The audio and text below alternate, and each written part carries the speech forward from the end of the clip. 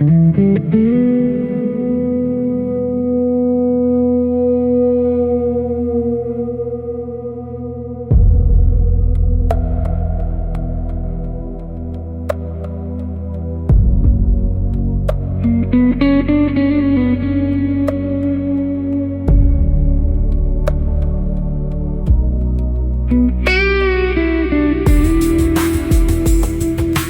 la primera parte de este episodio descubrimos que nuestros recuerdos pueden engañarnos, que somos capaces de seguir creyendo en algo a pesar de que la realidad nos demuestre que estamos equivocados.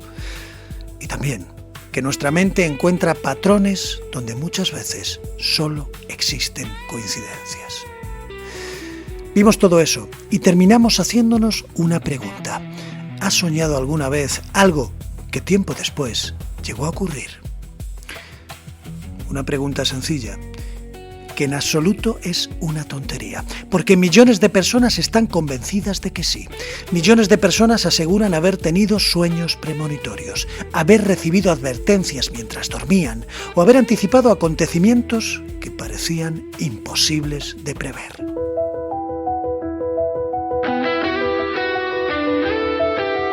Hoy sabemos que hay distancias infranqueables. Bienvenidos a Soles Lejanos 2.0.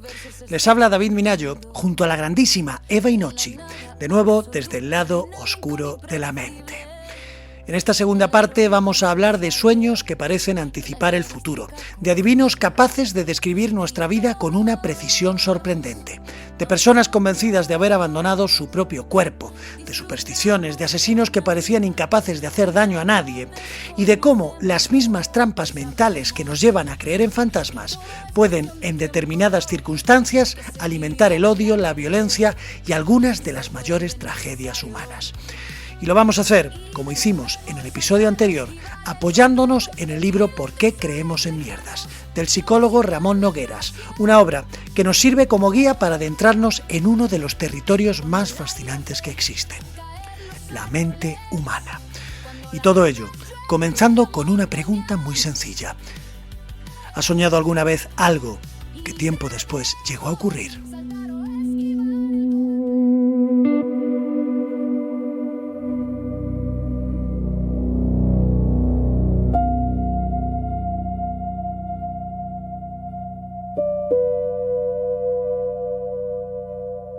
Probablemente pocas experiencias resultan tan inquietantes como despertarse una mañana y descubrir que algo que parecía pertenecer únicamente al mundo de los sueños acaba ocurriendo en la vida real.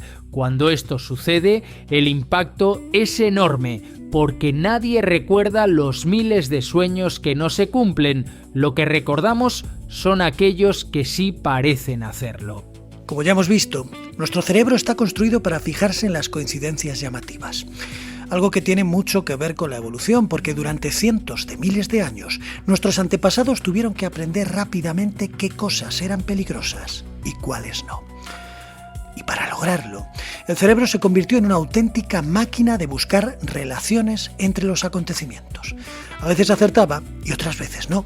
Pero en términos de supervivencia era mucho mejor equivocarse por exceso de precaución que pasar por alto una amenaza real.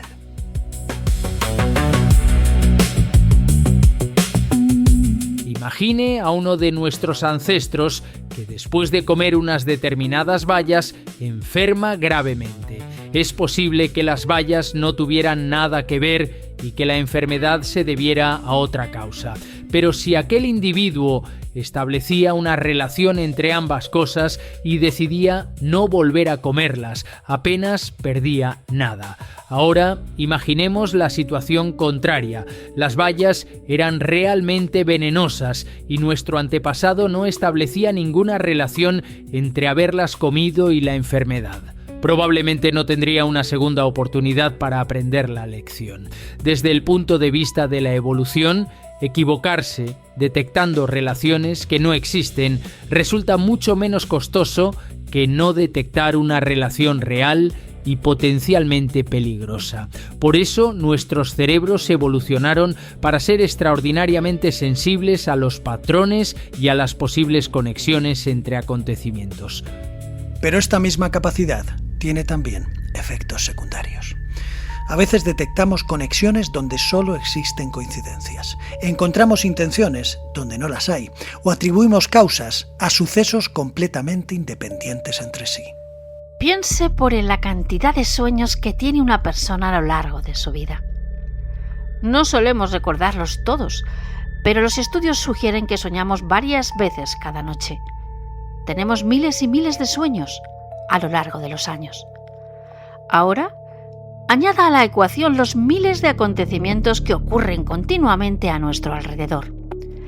Conversaciones, encuentros, llamadas telefónicas, accidentes, enfermedades, viajes, cumpleaños, discusiones, noticias, cambios de trabajo, mudanzas y un número prácticamente infinito de sucesos cotidianos. Con semejante cantidad de sueños y semejante cantidad de acontecimientos, algunas coincidencias son inevitables. No solo inevitables, sería sorprendente que no ocurrieran. Y aquí entra en juego una idea matemática muy importante conocida como la ley de los grandes números, que simplificando mucho, viene a decir que cuando el número de oportunidades es enorme, los sucesos extraordinarios dejan de ser extraordinarios.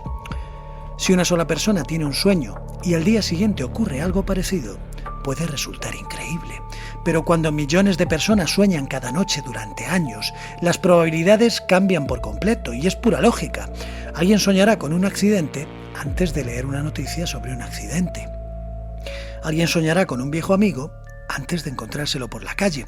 Alguien soñará con una enfermedad antes de recibir un diagnóstico médico. Y cuando eso ocurra, ese sueño será recordado durante décadas.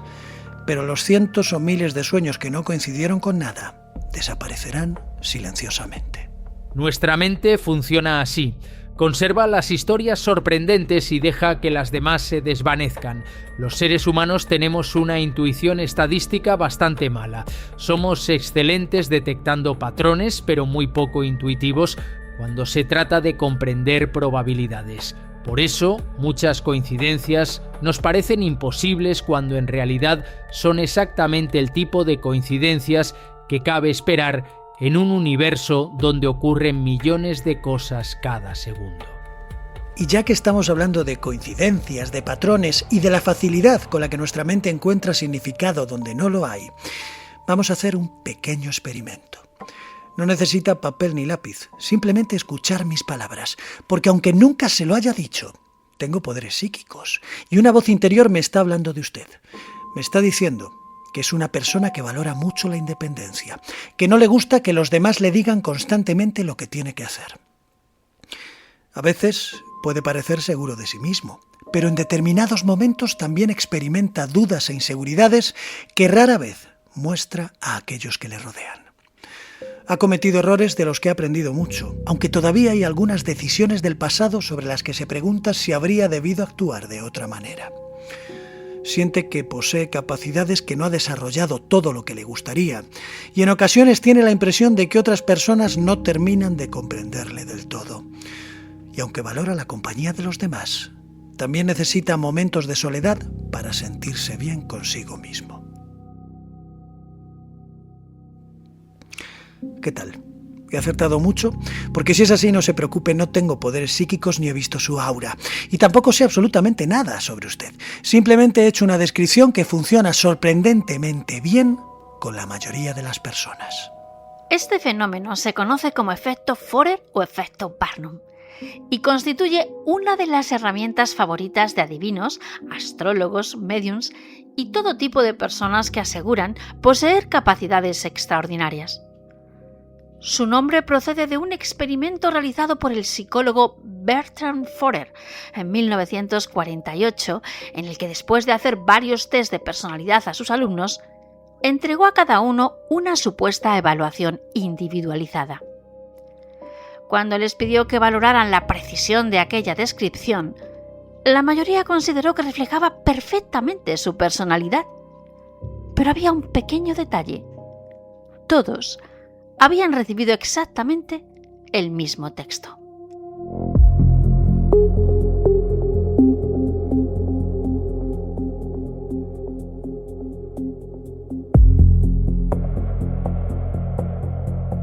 Forer no elaboró perfiles individuales, utilizó una colección de frases deliberadamente vagas y suficientemente amplias para que casi cualquier persona pudiese reconocerse en ellas. Ahí es donde reside el secreto. Las descripciones contienen elementos positivos con los que nos gusta identificarnos, pequeñas inseguridades que casi todo el mundo comparte y afirmaciones tan generales que permiten múltiples interpretaciones. Los horóscopos funcionan de esta manera, y también las consultas de tarot y buena parte de las supuestas comunicaciones con el más allá. Un médium puede decirle a una persona que percibe la presencia de alguien que fue muy importante para ella, alguien cuyo fallecimiento dejó asuntos sin resolver y que quiere transmitirle que sigue acompañándola. Y a primera vista esa parecerá una información extraordinariamente específica. Pero si uno se detiene a pensarlo, encaja con una enorme cantidad de personas que han perdido a un familiar cercano. Los mentalistas profesionales conocen perfectamente estos mecanismos. La diferencia es que ellos suelen presentarlos como lo que son, el fruto de la observación, técnicas psicológicas y una gran habilidad escénica. El problema aparece cuando alguien utiliza esos mismos recursos para convencer a otras personas de que posee capacidades sobrenaturales. Pero lo más curioso es que estas técnicas funcionan porque nos gusta pensar que somos especiales. Nos gusta sentir que un mensaje está dirigido exclusivamente a nosotros. Nos gusta creer que alguien ha visto algo único mirando nuestro interior. Por eso, una afirmación ambigua puede parecer profundamente personal. Por eso tantas personas salen de una consulta convencidas de que el vidente conocía detalles imposibles de averiguar, cuando gran parte de lo que ha sucedido ha sido fruto del trabajo que ha realizado su propia mente, completando los huecos.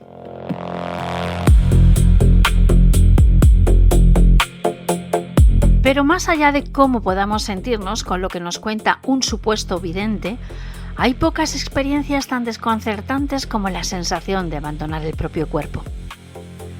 Personas de todas las culturas, de todas las épocas y de todas las creencias han descrito relatos sorprendentemente parecidos.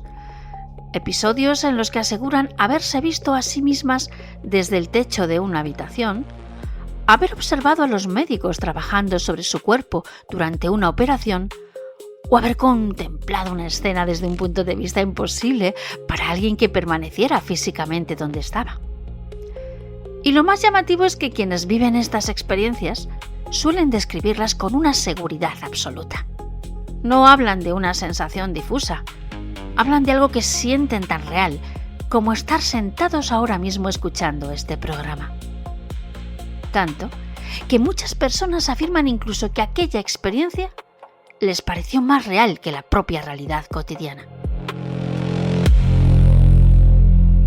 Cuando escuchamos algunos testimonios, resulta difícil no sentirse impresionado, y es comprensible, porque algunos relatos contienen detalles sorprendentes. Uno de los casos más famosos es el de una paciente conocida como María, que tras sufrir una grave crisis médica, contó que había abandonado su cuerpo hasta elevarse por encima del hospital.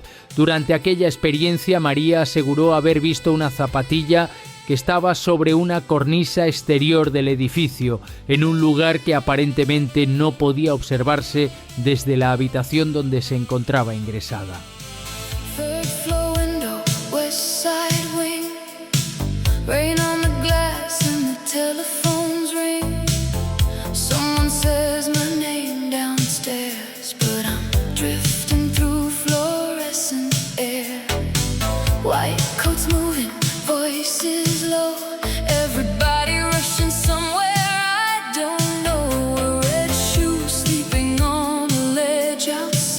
How did it get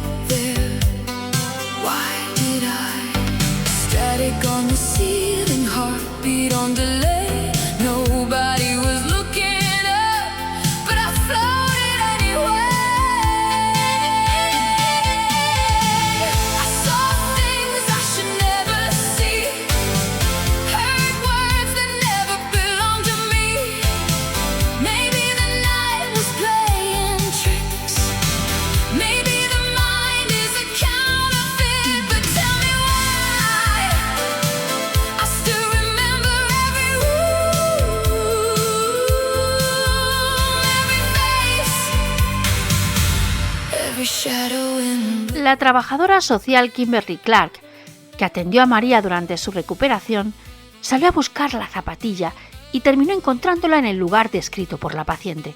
Desde entonces, la historia del zapato en la cornisa se ha convertido en uno de los relatos más famosos relacionados con las experiencias cercanas a la muerte.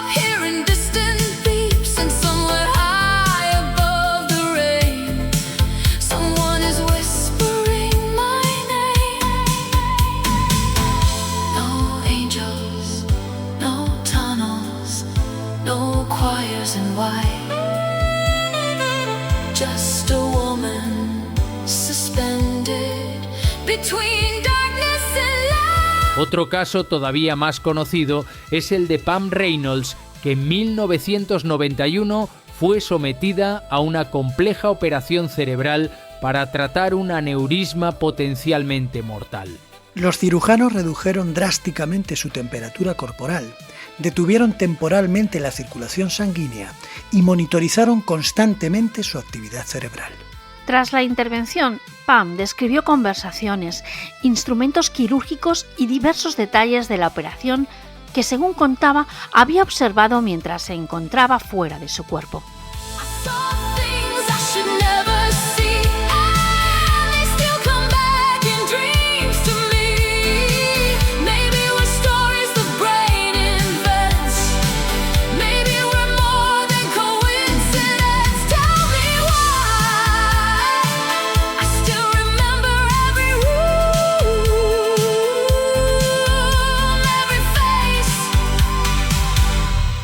Shadow and blue.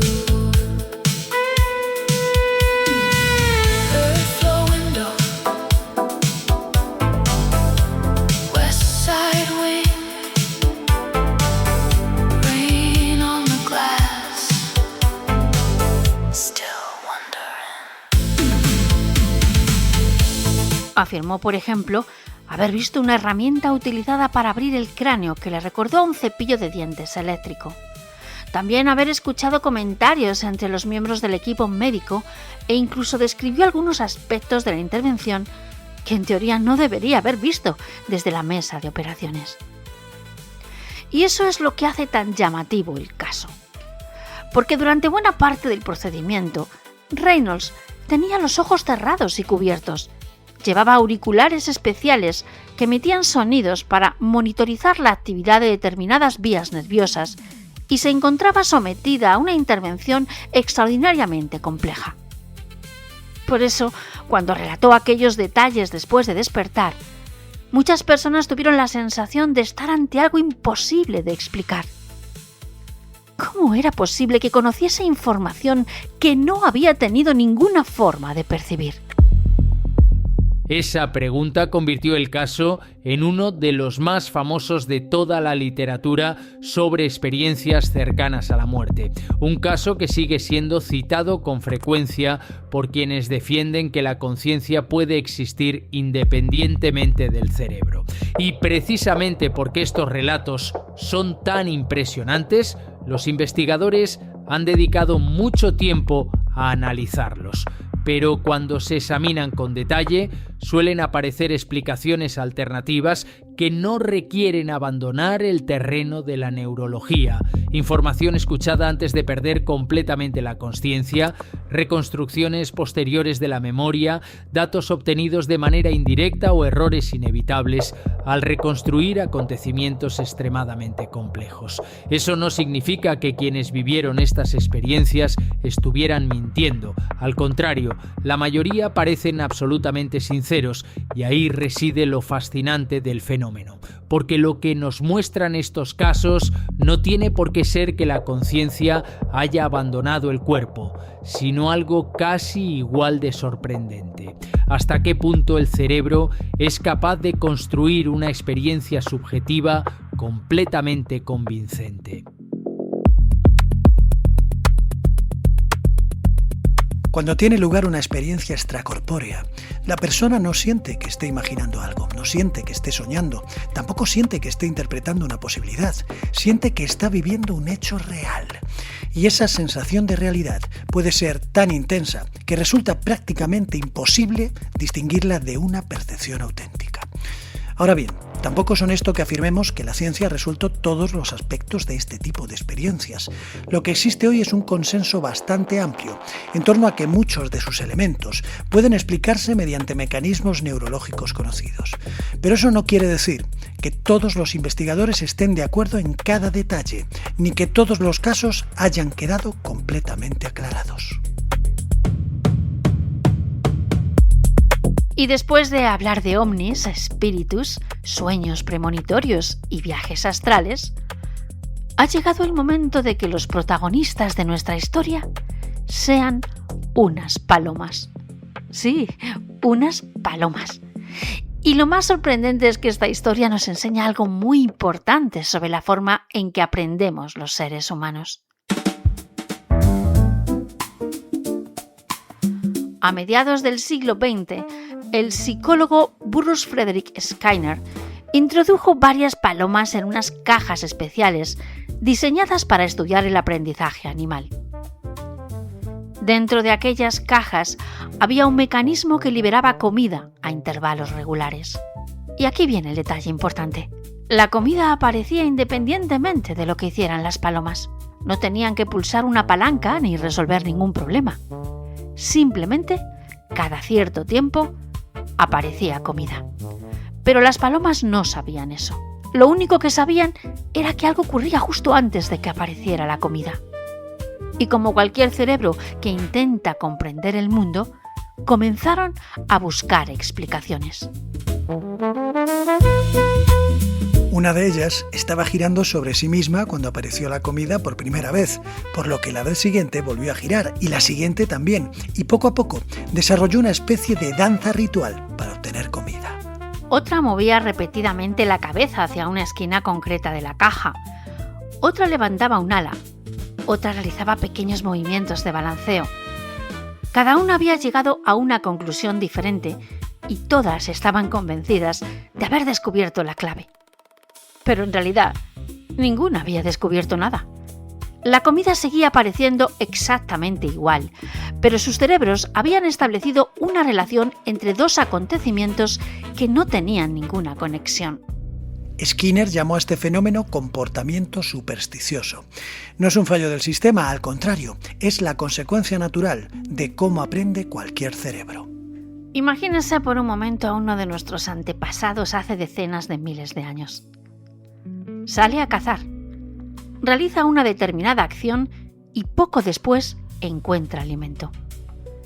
Si su cerebro establece una relación entre ambas cosas, aunque sea por error, apenas pierde nada.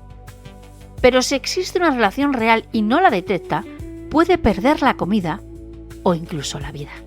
Durante millones de años, la evolución favoreció a los organismos capaces de encontrar patrones rápidamente. Ya lo hemos dicho antes, por eso nuestros cerebros se han convertido en auténticas máquinas de detectar conexiones.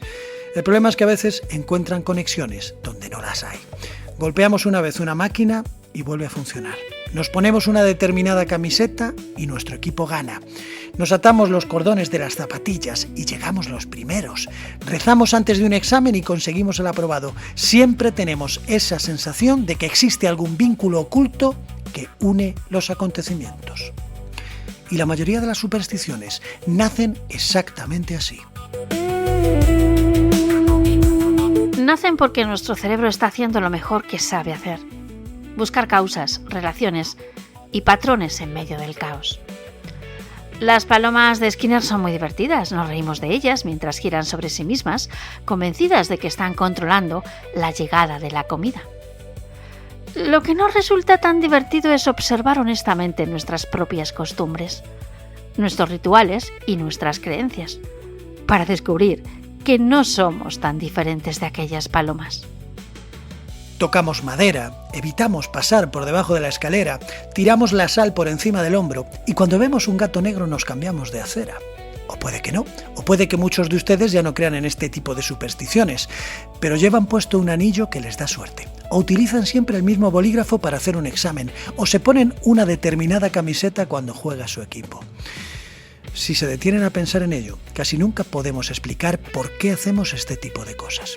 Simplemente nos dan seguridad, simplemente creemos que funcionan.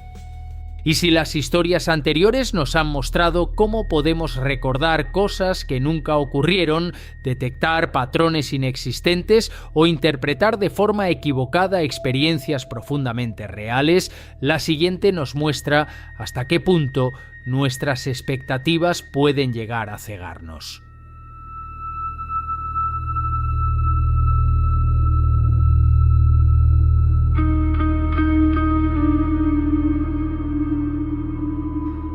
Todos juzgamos a las personas, lo hacemos constantemente. Y casi siempre en cuestión de segundos vemos una cara, una forma de vestir o una manera de hablar y nuestro cerebro empieza a construir una historia sobre la persona que tenemos delante. La mayoría de las veces ni siquiera somos conscientes de ello. Y precisamente por eso la historia de Dorothy Puente resulta tan interesante. A primera vista, Dorothea parecía la última persona de la que cualquiera sospecharía. Era una anciana de aspecto amable, bajita, sonriente y educada. Transmitía una imagen maternal. Muchas personas la describían como una mujer generosa que dedicaba parte de su vida a ayudar a quienes peor lo estaban pasando. Dorothy regentaba una pensión en la ciudad estadounidense de Sacramento, en la que convivían ancianos, personas con discapacidades, enfermos mentales y gente que apenas tenía recursos para sobrevivir. Para muchos de sus vecinos, Dorothy era una benefactora, una mujer que abría las puertas de su casa a quienes nadie quería ayudar. Y precisamente por eso nadie prestó demasiada atención cuando algunos de sus inquilinos comenzaron a desaparecer.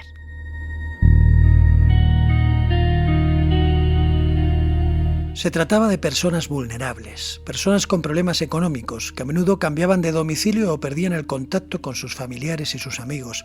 Así que al principio todo parecía normal, pero las desapariciones continuaron y finalmente la policía empezó a investigar. Y lo que encontraron fue estremecedor.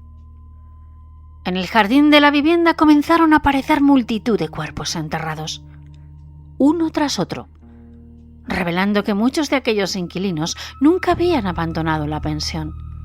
Habían muerto allí.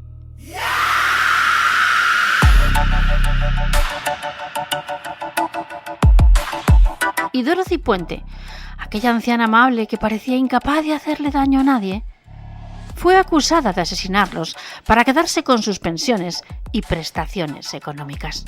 La noticia conmocionó al país, pero cuando comenzaron a aparecer las pruebas, hubo personas que se resistieron a creerlo. Muchos vecinos, muchos conocidos y personas que la habían tratado durante años seguían diciendo que era una mujer maravillosa, que no podía ser culpable, que con la cara de buena que tenía no parecía una asesina, como si todos los asesinos tuviesen cara de matar gente.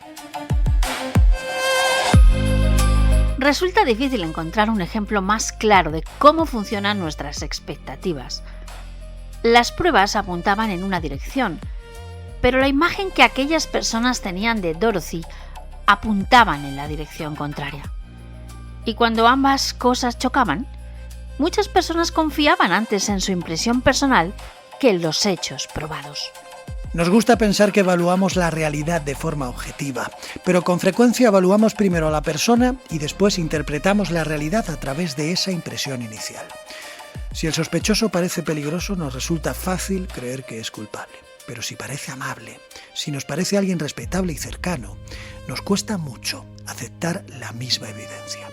Y esto ocurre porque nuestro cerebro no observa el mundo, lo interpreta.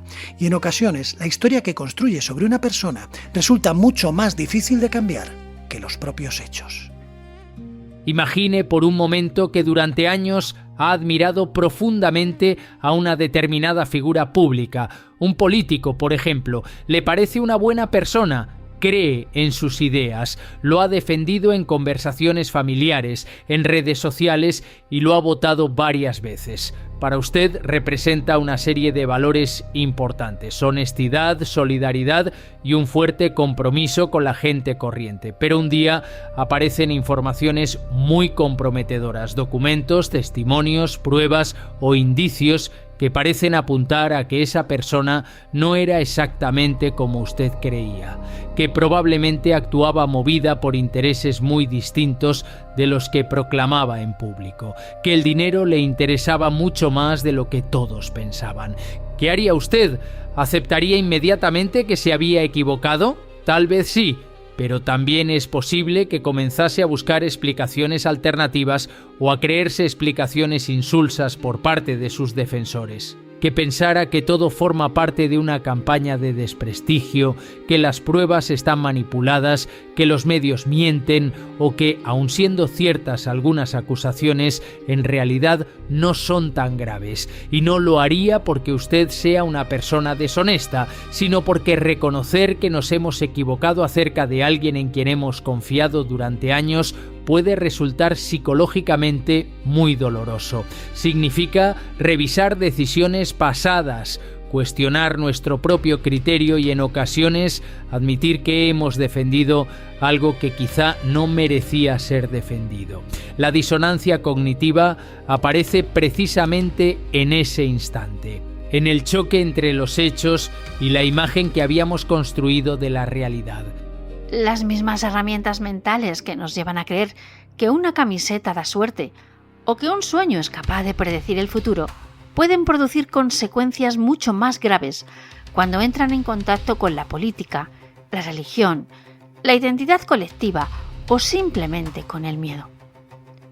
Y para entenderlo, tenemos que viajar hasta Myanmar.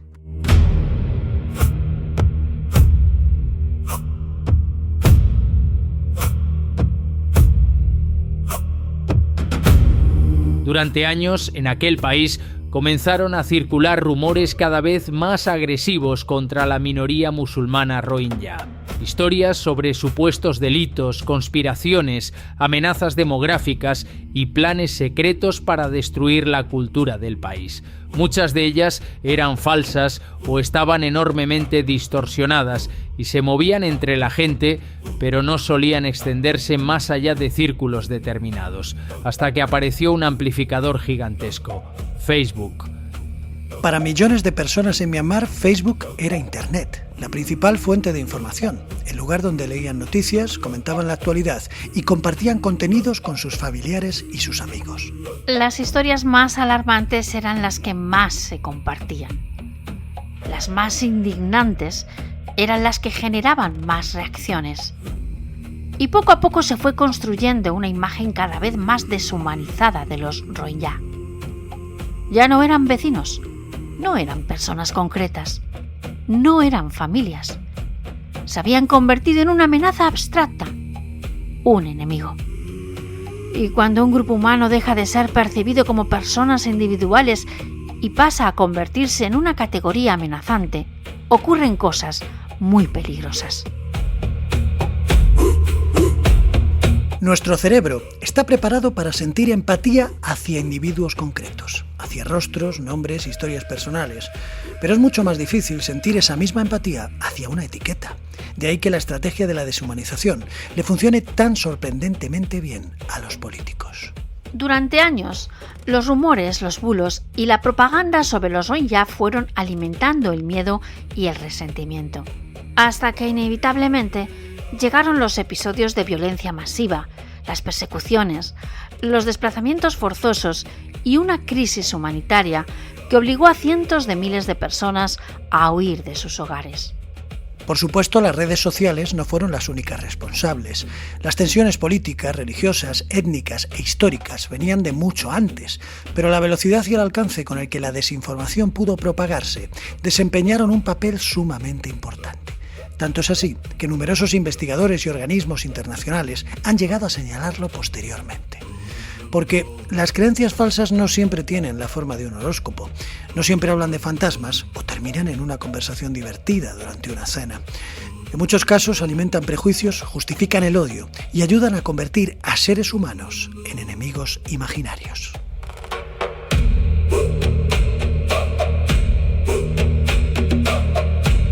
Los mecanismos que hemos ido viendo a lo largo de este episodio son siempre los mismos. La búsqueda de patrones, el sesgo de confirmación, la necesidad de pertenecer a un grupo y la tendencia a dar por cierta la información que encaja con lo que ya pensamos. Pero la diferencia con el caso actual está en las consecuencias. Cuando esos mecanismos se combinan con el miedo, la política y la identidad colectiva, los resultados pueden llegar a ser devastadores. Siempre decimos que el ser humano es un animal racional, el único, el más racional de todos. Pero con lo que hemos visto, yo les pregunto, ¿están seguros? Recordamos acontecimientos que nunca ocurrieron, nos demuestran que estamos equivocados y aún así reforzamos nuestra fe en el error. Somos capaces de encontrar patrones donde solo hay coincidencias e interpretamos experiencias profundamente reales de maneras que no se corresponden con la realidad. Somos tremendamente falibles. Por tanto, la respuesta podría ser que sí, pero también que no, porque solemos imaginar la racionalidad y la irracionalidad como si fuesen dos estados completamente distintos. Sin embargo, la mente humana funciona de una forma un poquito más compleja. Daniel Kahneman, Premio Nobel de Economía, dedicó buena parte de su carrera a demostrar que nuestro cerebro utiliza constantemente atajos mentales para tomar decisiones rápidas. Atajos que suelen funcionar bastante bien porque nos permiten desenvolvernos en un mundo extraordinariamente complejo sin tener que analizar cada detalle de forma consciente. El problema es que de vez en cuando nos conducen a errores sistemáticos.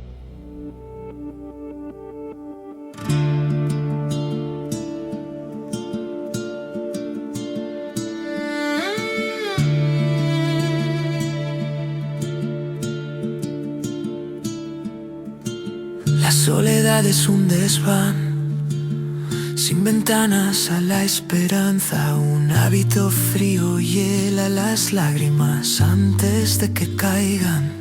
Quisiera ser libertad, ese espacio detrás, un lugar para los golpes que debo sanar. Sé que su partida dejará un vacío en el aire. Sé que su silencio creará un hueco. Sé que la quietud me oprimirá el pecho y la echaré de menos más de lo que quiero. Ramón Nogueras insiste mucho en esta idea a lo largo de todo el libro. No creemos cosas falsas porque seamos tontos o porque nuestro cerebro funcione mal. Más bien al contrario, nos equivocamos precisamente porque utilizamos herramientas mentales que normalmente funcionan bastante bien y que nos han ayudado a sobrevivir durante miles de generaciones. Nuestra memoria no se limita a grabar lo que ocurre, reconstruye constantemente los recuerdos. Nuestras emociones participan en casi todas las decisiones que tomamos. Necesitamos sentir que pertenecemos a un grupo, buscamos patrones y relaciones entre las cosas de manera automática. Y nos cuesta muchísimo reconocer que estamos equivocados cuando una idea forma parte de nuestra propia identidad. Todo esto es completamente normal. Es sencillamente la forma en la que funciona la mente humana. Por tanto, visto desde esta perspectiva, muchas de las conductas que hemos analizado no son una colección de errores, son el funcionamiento normal del cerebro humano. De un cerebro que intenta orientarse en un mundo inmensamente complejo, utilizando las herramientas de las que dispone. Nadie está libre de sesgos. Todos recordamos mal, todos buscamos información que confirme nuestras opiniones, todos tenemos puntos ciegos y somos vulnerables a la manipulación. No somos máquinas diseñadas para descubrir la verdad, somos organismos biológicos intentando comprender una realidad mucho más compleja que nosotros. Pensamos para sobrevivir, pensamos para convivir con otras personas, para pertenecer a un grupo y para construir una historia coherente sobre quiénes somos y de vez en cuando también conseguimos acercarnos, aunque sea un poquito, a la oscura realidad. Pero todos creemos en nuestras propias mierdas. Nunca olviden que miles de soles lejanos no disipan la noche, lo decía Antonio Porcia. Y recuerden que pueden escuchar la música del podcast buscando en los perfiles de David Minayo, en mis propios perfiles, en YouTube, Apple Music, Spotify y en muchas otras plataformas. Les espero en el próximo programa. Hasta pronto.